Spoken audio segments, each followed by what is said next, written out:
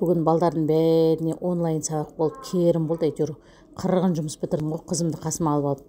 Өткенде дейтін қазы жасап едім ғой, 16 штук қазы жасадым бір жылқыдан. Содан қалған шектерін дейтін ән жасаймын, мін жасаймын деп ерініп жүредім. Білмеймін, бүгін бір энергиям тасып, өзіммен өзім сарайға барып жылқының етінен салып алып келдім де. Қазы жасадық, тарсылдатып қызым екеуміз. Мына жерде дейтін ана қазының қасында қарта дейтін болады ғой. Соны да оны пісіріп былай қойғанда ешкім жемейді, біздің балдар көбіне жемейді ондайларды.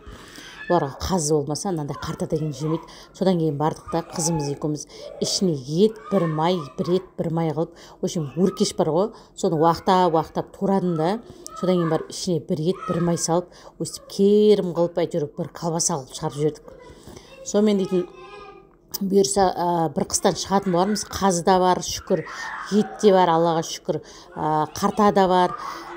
Содан кейін дейтін, в общем, қазылардың бәрін осылай жасап болдым. Мына жерде дейтін қызым маған көмектесіп жатыр. Өзі дейтін қазы жасап үйреніп алған. Мен уже қазы жасағаныма 2 жылдан асып кетті.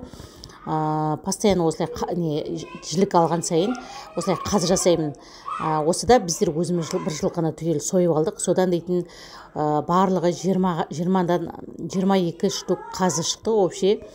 Сонымен қазыларымызды дейтін бір қыста бұйырса бітіре алмаймыз. Келесі жылға да жетеді, Аллаға шүкір.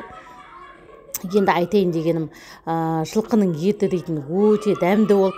Тұз, бұрыш, сарымсақ бәрін қосқаннан кейін иісі дейтін, мына жерде дейтін сарымсақтың иісі дейтін бұрқырап тұр.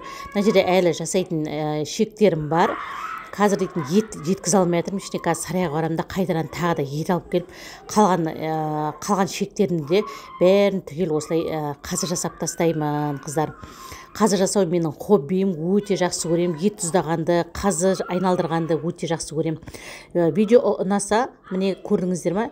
Қартадан да осылай жасадық. Видео ұнаса лайк басыңыздар, тіркеліп кетіңіздер.